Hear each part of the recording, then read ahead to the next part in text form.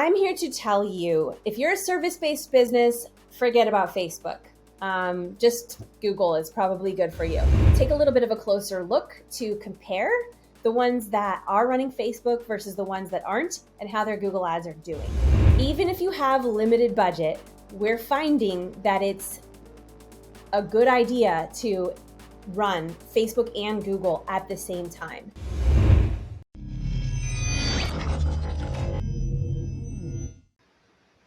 Hey everyone, Regina here with Solutions 8. Today I want to talk about Facebook ads versus Google ads. Which ones should you run, or both, or neither? I work with smaller budget clients, so anyone with $5,000 or less. Solutions 8 doesn't take clients under $5,000, so we have a sister agency called StarterPPC that I head up, and we take anyone who uses a budget of $5,000 or less. And so in that world, I often get this question of, should I run Facebook? Should I run Google? Or should I run both? And the reason why this comes up is because oftentimes these are newer businesses, people that are just starting out, and they're not sure where to invest their very limited funds.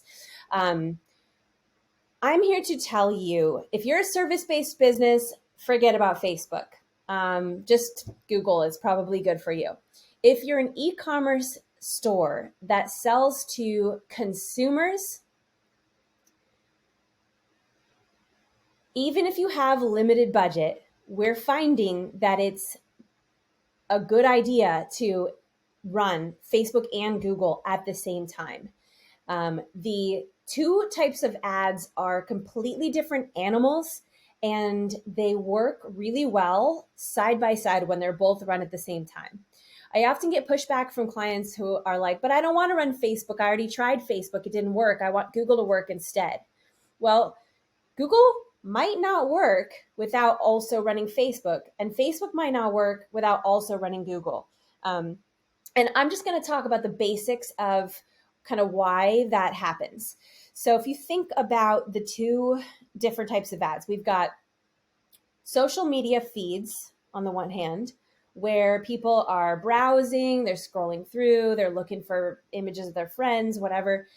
They see an ad, it's very image-based, it's very video-based.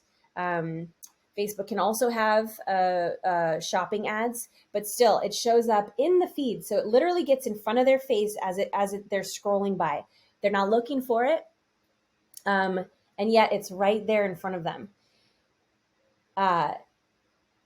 So Facebook does a really good job at getting in front of people. And because of that, it does a really good job at like impulse clicks.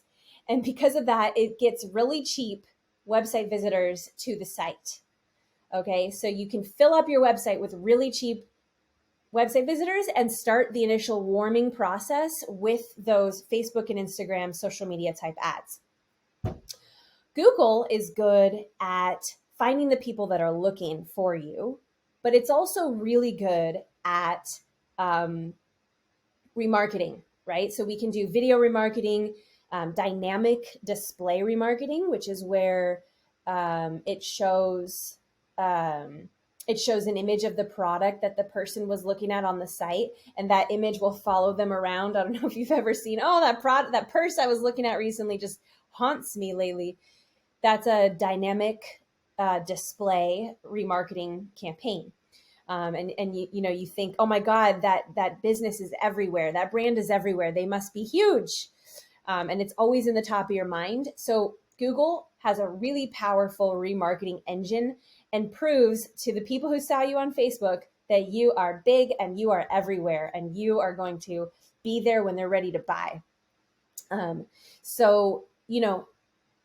This is what I mean when I say both types of ads are completely different animals, and that's why they work really well hand in hand. Facebook does the initial warming up. Google does the really good remarketing. Google does also the inbound search, obviously, which can be good in many industries, and in some of the more impulse buy products, they're not looking for you, right? So you can run shopping ads, you can run search ads where people are searching for products and looking for them to buy, but If you're selling an impulse buy product that no one's looking for, you're going to have to lean into Facebook and build up a remarketing list on your site that's nice and big so that Google can do the job of converting those already warm leads that you found on Facebook. So unfortunately, I don't have a golden ratio for you guys on exactly how much you should spend on Facebook versus Google, depending on the industry, depending on the product. I hope to have more data on this someday, but I'm expecting it to take about a year before I have anything like that. What I did prepare for you today is a handful of clients, maybe like 7 or 8 clients, who some of them are running Facebook and Google, and some of them are just running Google.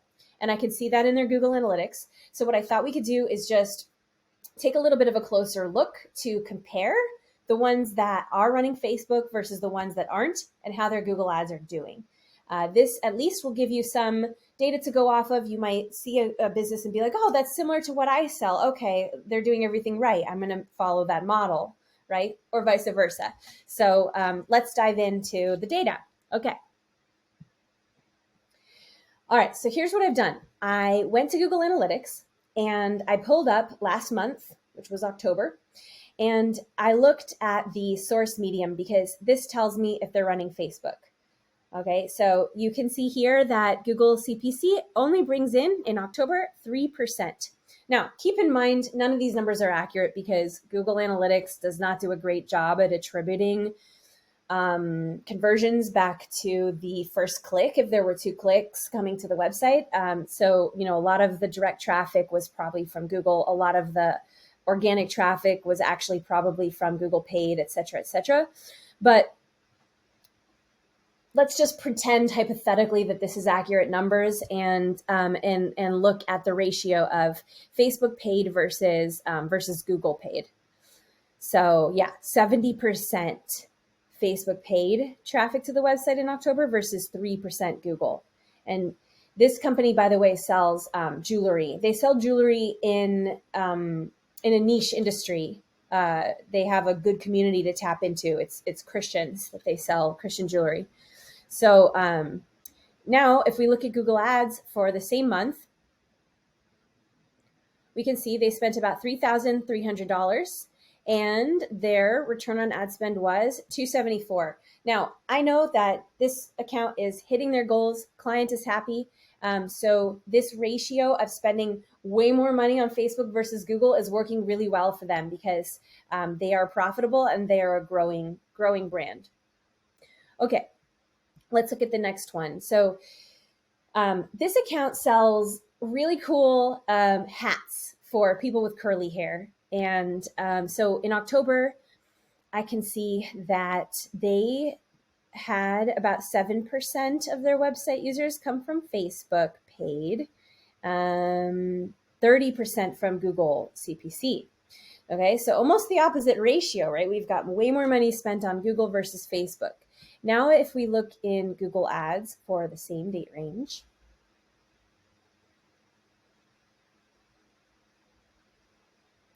we can see they spent about $3,000 in October, and the ROAS was 134. Now, I know that this client is profitable, but not super happy with the results of Google Ads. And so, that kind of makes sense to me. This is an impulse buy product, even more so than the Christian jewelry, right? This is a product that people don't necessarily know exists. It's kind of a new invention. It's not very common. It might not be something that people are looking for.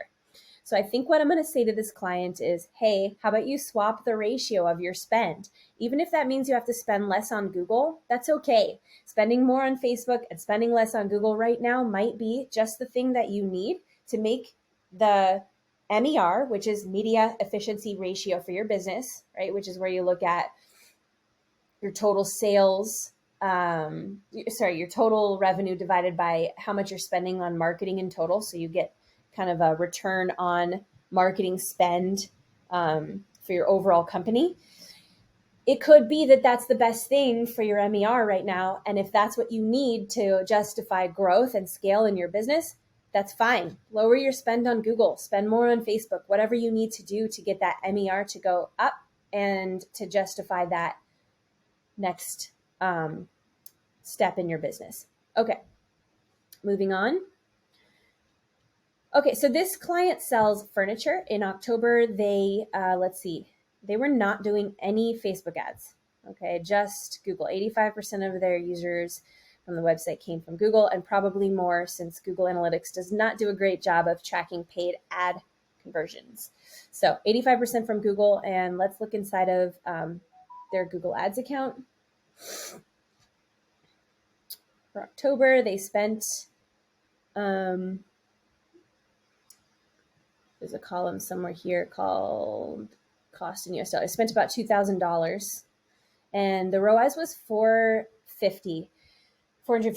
So because this is a furniture brand, the ROAS of 450 isn't quite what they need to be profitable. And so this is not working super well for them, but they are close.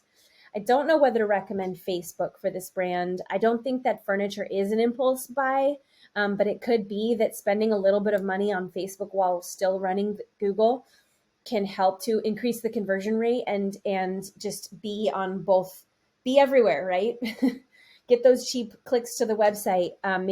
Maybe some of the furniture actually is more of an impulse buy item, and so you can get cheap clicks to the website that can then be remarketed to by Google to get that conversion rate up. So maybe a little bit of money on Facebook could help for a furniture brand. That's my guess.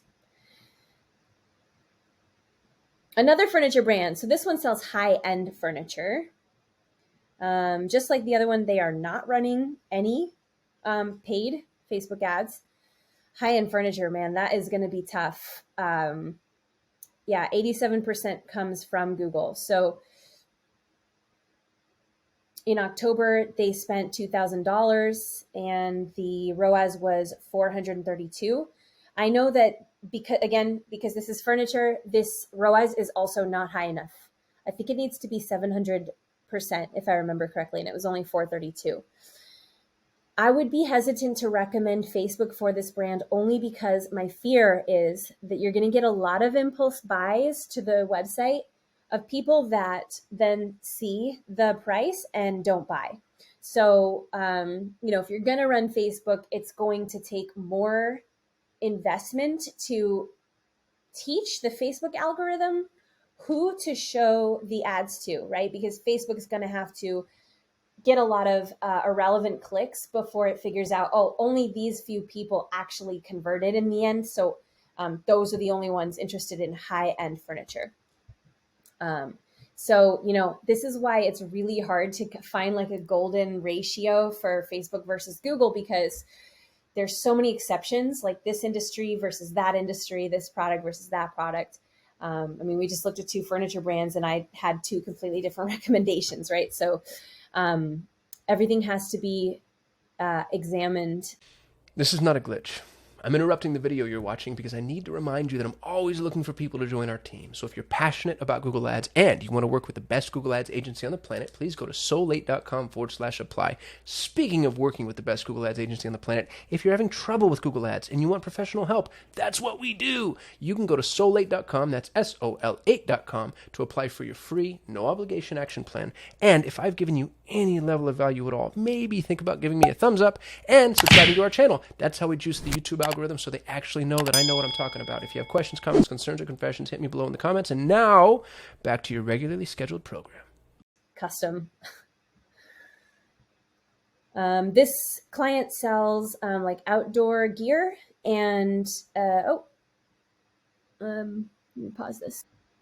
There we go. Source medium. That's where I want to be to see this data. So in October, this client, they did not run any Facebook ads. 26% of their website traffic came from Google. Looks like they're doing a lot of organic, although some of this also probably came from Google Ads.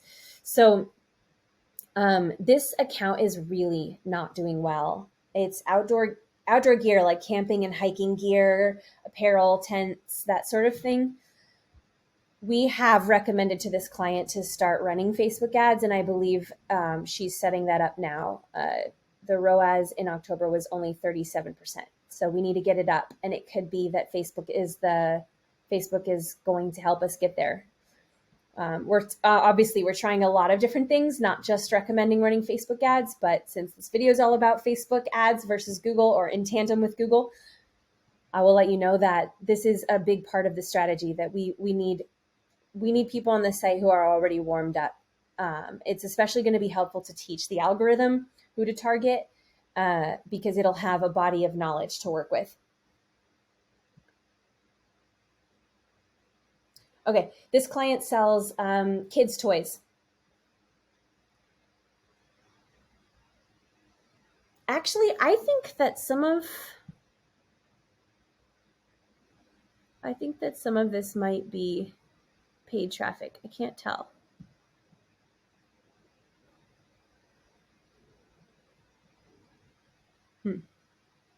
Well, anyways, I don't think that they're running any. And this is children's toys. 78% came from Google CPC. So if we go over to their Google Ads account, they spent $2,000 in October, and the ROAS was 220.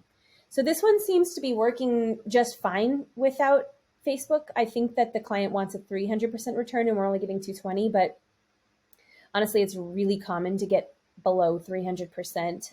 It just depends on the industry, what you can get out of your ROAS. And I think with children's toys, there's probably a good repeat order rate. And so 220 is probably a profitable amount. It sounds like, Facebook isn't really necessary for whatever reason in this industry.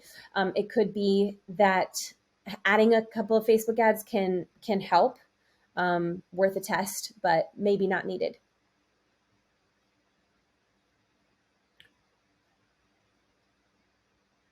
This is kids' clothing.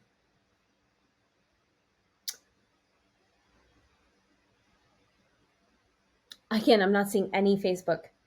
87% came from Google Ads. Let's check their ROAS.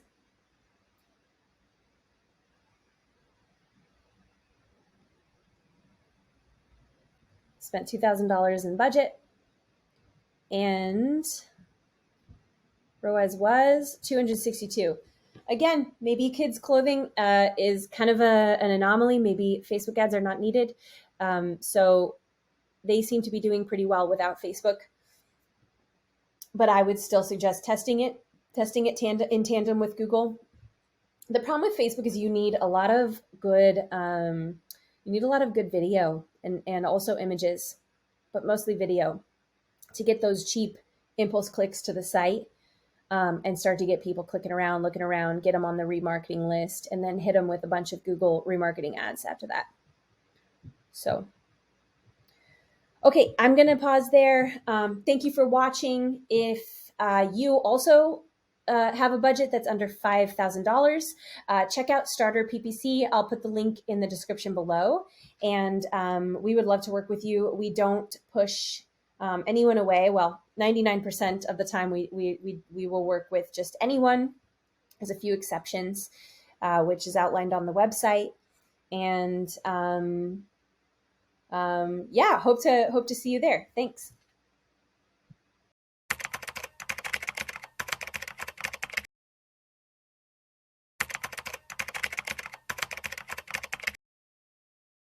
Hey everyone, it's Regina at Solutions 8. I often get asked what budget is too small when you're just getting started with Google Ads. So I thought I would answer that question today. The answer is a little bit nuanced. There's some logic. I have some examples pulled for you. And so I'm going to get through all of that.